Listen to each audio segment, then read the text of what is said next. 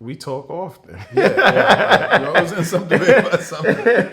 And it's really building. You know, I never had a debate with you.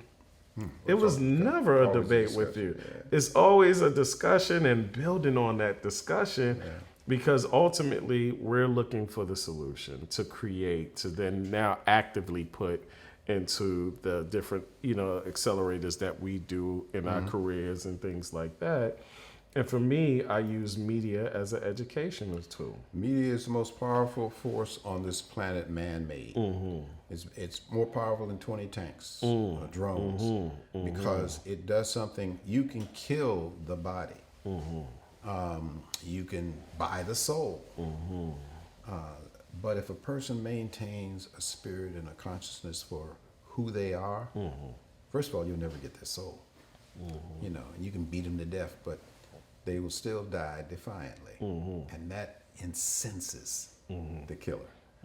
I didn't know about these shows when growing up. I would just see Honeymooners, Dick Van Dyke. These are all reruns. Yeah.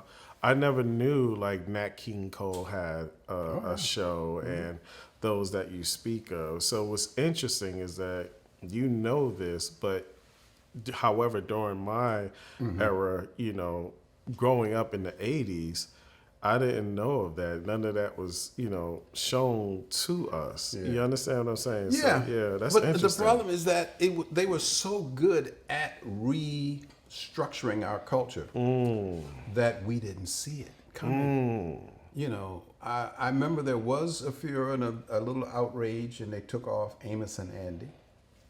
But after Amos and Andy, they got back. There was not much of us on television other than singing and dancing. People like Harry Belafonte, who created movies, he was strong. Again, he knew that old school wisdom, and he could maneuver in the room. Yeah. He didn't have to get angry. He would get back. Right. He was smarter than the room. Yeah. And so I got some of that knowledge when I started working in television. I went to some of the brothers who were still alive, and I sat down with them, Brock Peters, and Bea Richards, and all these people. I would sit, and we would sit for hours. Sometimes at someone's home, we're having a drink, sitting there for hours, talking about the business from their point of view. Right. Lena Horne, Carmen McRae, all these people. Instead of being reactive, be proactive. Proactive. We need more proactive. And creative. And creative and doers, and the people who are defiant. And it's not; those are not negative words. Being defiant is not negative. Only if you become violent and angry about it. It's Then you become in the what's battlefield. That's interesting? Because gladiator time. even when you say that, right? Because it's like I think of Bobby Seals, I think of Huey P. And to hold, no, I'm just saying to hold on. It's at the end of the day, I look at movements, but when you understand the system and how they built themselves up and within this system, there's this pocket of things. You had the Nation, you had the Black Panthers, you got the Sick, you have the Martin Luther King, and and I look at the 50s and 60s, and I analyze it, and I look at these movements now, all reaching for the empowerment of us, right? And to understand what Hoover, the government, did, exposed to me how many arms that was created prior to our movements, which we're playing behind, right? And I just look at it was nothing wrong with what we were doing. What their sacrifice for me, I exposed something. It wasn't in vain. Yeah. Oh, no. Yeah, you understand? It exposed something to me that allowed me to understand something that I never showed my cards in. You use the word I, and it's so true. The way I was brought up, I was told by, I guess, the same people who told Baldwin that I is the most important because when you say I, you know who you are. That doesn't mean you're better than anyone else. We could get more of us to respect the power of I. Right. And believe that the ancestors, our DNA, not strongest on the planet, but it's strong. And on any planet we're going to be strong. I would say with confidence, you can say that. I don't see we any certainly other endured the most, like, you know. Under survival, yes. Man. But see, this is where we get hung up. And this is what I have done in the past few months, trying to figure. People ask me, what is this ancestral? What are you going to do with it? What is it? And I realize in trying to think about it more before I just kind of really build upon something. I don't want to build upon a weak foundation. Right. Is that we have survived more than we can teach survival. I mean, to anybody, white people, brown people, we can teach survival. Yeah, and I know where you're going with this, Yeah. because I'm with you on the same page. Yeah, But we still give me the haven't- butt. Yeah, Yeah, but we still haven't yet conquered the thriving right. part, because we were never granted and our elements, our goal to ponder on, to figure out, now what do we want to do this? What should we do with this cocoa nut? What should we do? Somebody's always coming and say, oh, I got this for you. I'll pay you $1.50 for a bushel of that stuff. Yeah, the distraction. And we'll take it. They take it away to Belgium to refine it and do all this and make chocolates. Man. And do all that, make chocolate out of hands that that King Leopold cut off. They still selling chocolate hands. I mean, the audacity of that kind of thinking is that I will pillage. I will take all of the worth of everything for my own. Now, they think that makes them better. Right. No, what it does, you understand that they are the thing that you have to. It doesn't make them intelligent. Oh, no. You know, war doesn't make you smart. You know, it's not an intelligent move. This is you're just showing me who you are as a species of humans. You understand? And it's not the path. It's we've had the answer all along. I feel like The Matrix. There's so much in the films and movies that tells you, Written by a black woman. you know, right?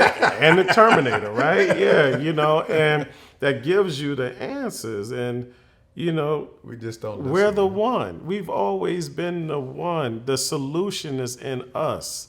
And the solution is an I in us. You understand? But see, that's that instinctive stuff that we have been, we turned away from. Our goal was not to be an I.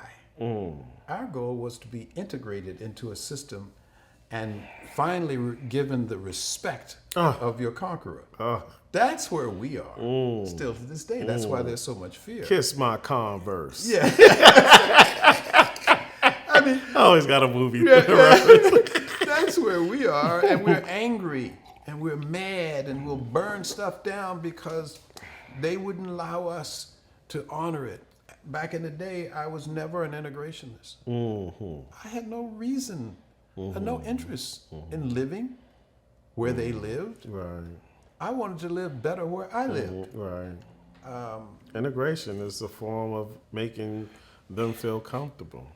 Well, and also making us feel comfortable by assume. saying they like me. Right. It's a miseducation of the Negro. Yeah. After Carter G. Woodson. You Yeah, know, we all fell of into that. the trap.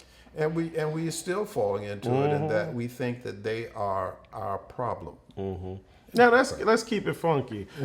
We're not saying it's white people.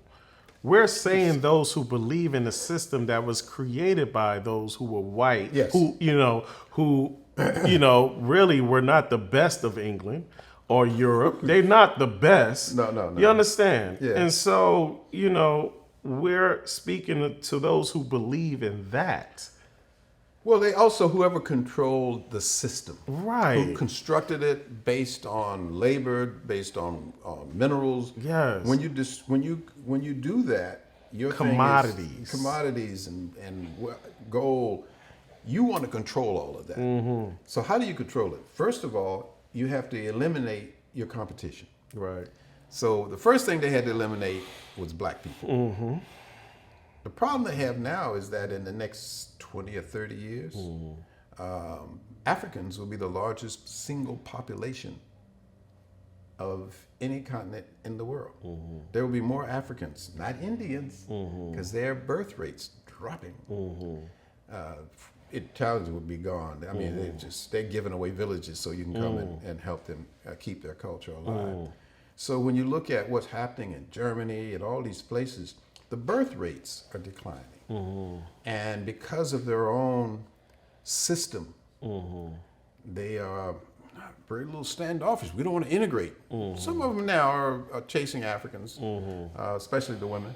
But I think what you're seeing now is a fear that was caused by an overdevelopment of the system and keeping out some of the most important other people on this planet from being a part of it.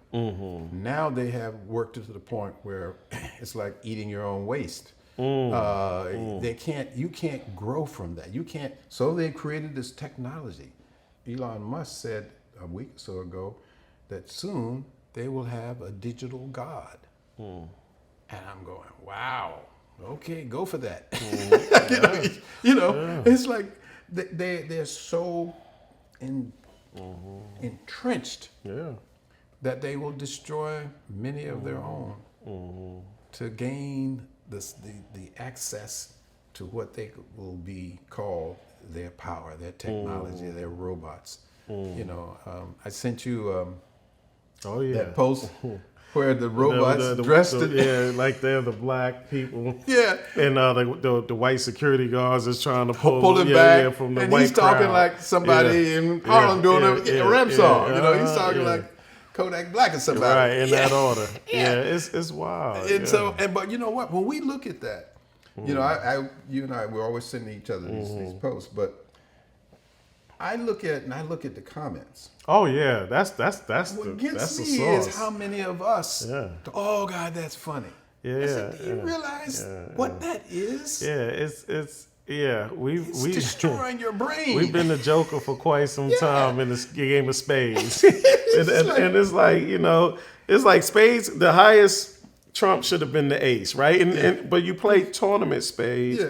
The ace is the highest card, but we got to create something that's going to outdo the ace of spades. We're going to create the Joker. Well, you know big Joker and little Joker, right? You're right. If you have, the Joker is a very important thing in chaos. Right. And we need to be thinking, I guess what a long way to say, we need to be thinking more like the Joker. Don't always think like, the survive. I got to survive this. No more survival. You got to bring light to this. Yeah, I'm one that appreciate, even with our conversation earlier, with me, my defiance comes in multiple ways. And at times I need to have that third eye to say, hey, Q, we need that. Also add this to you, which is in me. I just need to be reminded and to identify that at times. And it's because of through my ancestral intelligence, right? Through the lineage of the DNA, the system of being in for myself, my siblings, generations before me and generations after me, have suffered from. And it's built up in multiple ways. When we have our conversations or we do discuss, I shoot from the hip, and I will continue to be that way. Yeah. Because I'd rather throw darts at the board than not to put out there what I would love to do on my intentions when I'm around someone that's willing to work together in creating a system that we can at least see what direction we're thinking about going. We found a way. Right on. To create, to produce.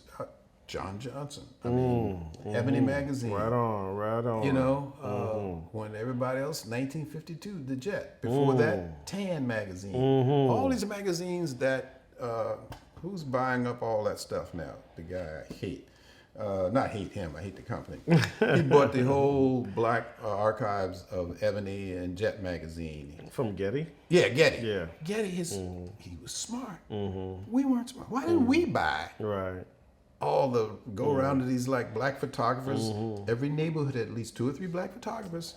Man. And now all that stuff is owned by Getty. Where he would take pictures, you know, of black folks of all back in the 50s and the 40s. Soldiers coming from Korea, soldiers coming from, all that stuff is no longer ours. They have taken our culture. They've redesigned it that we don't understand it. Then they let us speak in a mannerism and a style and a frequency that supports them and turns us against each other. I see a lot of anger. I see a lot of smart, intelligent, wealthy people fighting, but they're fighting their battle. Right. They're not bringing to it a new generation of defiance. They're not bringing to it the kind of tactics that Baldwin used, that Toni Morrison used. I remember I was watching an interview with Toni Morrison, and the guy said, "I noticed in all your books, there are no white people." Yeah. She said, "Of course not. They're not of my interest." Right. I mean, you know how powerful that is to say to somebody that controls me that you're not in my interest. Yeah. You know? And so that's the way I was brought up. Right on. When I began to look at these situations and understand and know my defiance, you know, and like we spoke before, the system is designed not to fail. Definitely. You know, so we have to create a new system to counter that system. Yes. So we have something solid that can achieve the agenda that we set forth, so that now we making sure this system that we create with this type of algorithm not fail for the purpose of I becoming we.